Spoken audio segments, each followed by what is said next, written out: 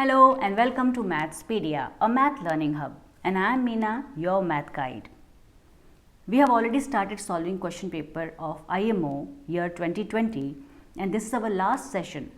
In this section, we will solve 5 questions of Achievers section and each question carries 3 marks. Let's start. Question number 46. Read the statements carefully and select the correct option. Statement number 1. If diagonals of a cyclic quadrilateral are diameters of the circle through the vertices of the quadrilateral, then it is a rectangle. Statement number 2. If the sum of a pair of opposite angles of a quadrilateral is 180 degree, then the quadrilateral is cyclic. Now to answer both the questions, both the statements, whether they are true or false, we need to know what is a cyclic quadrilateral. A cyclic quadrilateral is a quadrilateral that is drawn inside a circle and whose all the vertices lie on circle. That means on the circumference of the circle. And one of the properties of the cyclic quadrilateral is that the pair of opposite angles, they add up to 180 degree. That means the sum of the pair of opposite angles is 180 degree. Now, if you see statement number 2, it says if the sum of a pair of opposite angles of a quadrilateral is 180 degree, then that quadrilateral is cyclic. So it is true. Secondly, all the rectangles are cyclic quadrilaterals. If you remember the properties of a rectangle, each angle is of 90 degree. So that way also their opposite angles will make 180 degree. Secondly, diagonals of a rectangle are always equal. So here I can show you, like suppose here is a circle and a quadrilateral is drawn inside, say quadrilateral ABCD, and these are the diagonals of a quadrilateral, and these diagonals are the diameters of a circle also. They have same measure, right? They are equal in the measure. So that way I can say that this statement number 1 is true. Similarly, statement 2 also is true because a cyclic quadrilateral has a pair of opposite angles that adds up to 180 degree. So option A is the correct answer here. Next question. Study the given coordinate system carefully and fill in the blanks. So let's write the coordinates of the points given here. A 1, 2, E 4, -2, D is -2, -4, B is -4, 3 and C is 5, 4. See, you have to save time. So you see the options first. Which option can be close to the answer? Second question says the coordinates of point D, -2, -4. Where is -2, -4? It is in option B, right? So this can be the right answer. But to be double sure, let's check the answers of question 1, 2, 3. Sum of the abscissa of point A and ordinate of point E. So abscissa of A is 1. Ordinate of E is -2. So that way sum will be 1 -2 -1. See, again option B is coming as the answer. So -1. Secondly, coordinates we have already discussed, -2, -4 are the coordinates of D. So option B. But just to make sure whether we are right or not, we should try to solve all the questions if time permits. So third is ordinate of B is 3, ordinate of C is 4. And difference will be 3 -4, so -1. -1, -2, -4 and -1. So as per that, option B is the correct answer. Question number 48. A die is rolled 2 times simultaneously. Find the probability of given conditions and match the following. Actually, in this condition, 2 dice are rolled simultaneously, and if you know probability, on each dice there will be 6 numbers marked, right? So the outcomes, total outcomes will be 36. How? 6 numbers on one dice and 6 on other, 6 are 36. So the total number of outcomes will be 36.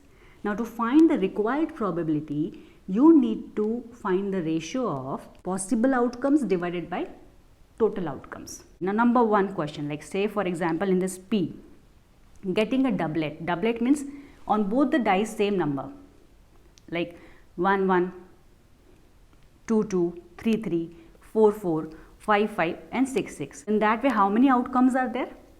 So number of possible outcomes are 6. 6 divided by total outcomes. It will be 1 by 6. So that way P will match with 2. Now as we have to save time, so let's see where is P is matching 2. There is only one option, that is C. So you can directly tick the answer. Answer is C.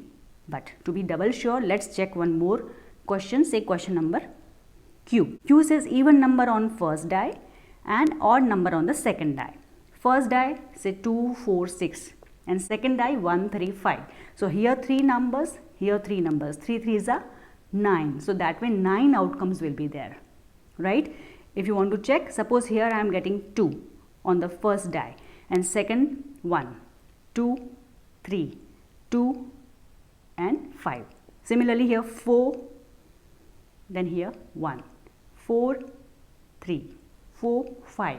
So if you keep doing like this, it will be long method. So just see how many numbers are here on this die. 3 and here 3. 3 3s are 9. So that way 9 possible outcomes are there. See, possible outcomes 9 and required probability, that's why will be 9 by 36, that means 1 by 4. So Q will match with 3. Again in option C, if you see P2, Q3. So R will be 1, that is the only option left. So you can tick the answer C. But just to show you how R is possible like 1, let's see. It says sum of the numbers on both the dice is 10. That will be possible only when it is 5, 5 on both the dice. Secondly, 4 on one, 6 on the other, or 6 on one and 4 on the other. So there are 3 possible outcomes. And that's why required probability is 3 by 36. That is equals to 1 by 12. So R is matching to 1. So option C is the correct answer here. Question number 49. Evaluate the following. First, the sum of length, breadth and depth of a cuboid is 19 centimeter and the length of its diagonal is 11 centimeter. Then find the surface area of the cuboid. Now this will take time to solve it. Let's see second question. If the radii of 2 circular cylinders are in the ratio of 3:4 and their heights are in the ratio of 6:5, then find the ratio of their curved surface areas. Now this is a little easy. So first try to solve this.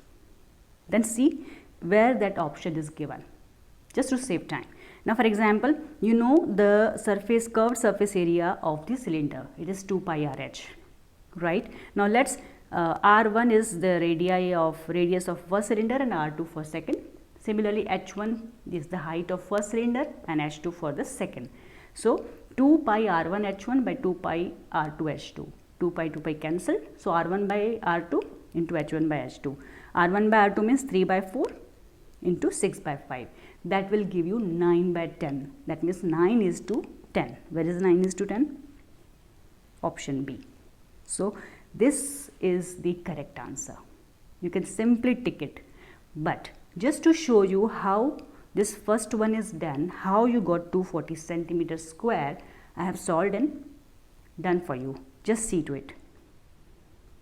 As you know that the square of a diagonal is equals to L square plus B square plus H square in a cuboid. Given the measure of diagonal, it will be 11 square, that means 121 is equals to L square plus B square plus H square. Also we are given the sum of length, breadth and depth, that is 19 centimeter.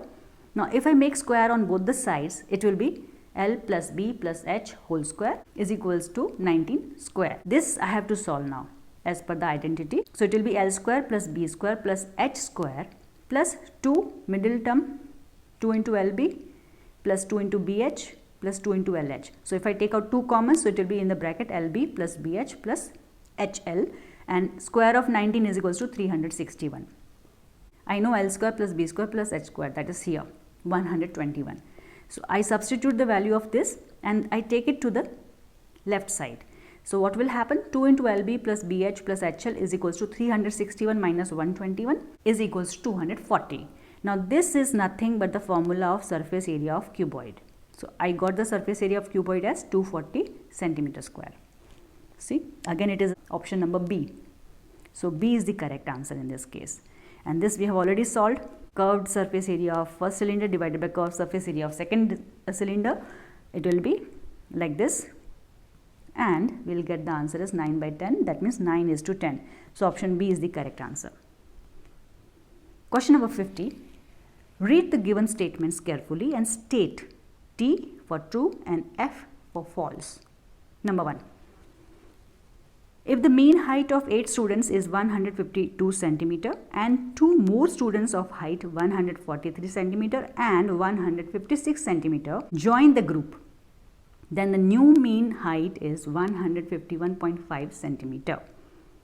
Second statement is the sum of the maximum and the minimum values of variable is called its range. Now this first question requires to be solved, whereas this you can simply say yes or no, whether it is true or not. See, it is not sum of maximum minimum is range. It is a difference of maximum and minimum will be range. So this statement is false. Let's see where is it false. Second, it is in C and D. So we need to solve now more. For the given data 15, 11, 17, 15, 18, the mode is 15. You know what is mode? Mode is the highest frequency. That means a number which is observation which is repeated again and again. So if you see 17 is repeated twice, 18 twice, similarly 21 also is twice, 15 is 1, 2, 3 and 4 times repeated. So yeah, this is a true statement that 15 is the mode for this. So again, where is true? In C and D. Now you have to solve question number 1 to know C is correct or D is correct. So let's solve. You know mean. Mean is the sum of the observations divided by total number of observations. And your given mean is 152 and total number of observations, total number of students are 8. So that way, sum will be 152 into 8. It will be 1216 centimeter. That means 1216 centimeter because it is sum of heights. To find the new mean, what you need to do is, this is the total of 8 students height. Now if I add these 2 more heights into it, I'll get the new sum and that way the students will be 10. So if I divide this sum by 10, I'll get the new mean as 151.5 centimeters. So is it the answer? Yes. So that means this first statement also is true. Second also, as I have already discussed, the range is nothing but difference of the maximum and the minimum value. So similarly, mode is 15. So it is true. Option C is the correct answer here. Thank you for watching. Do like and share the video and subscribe the channel.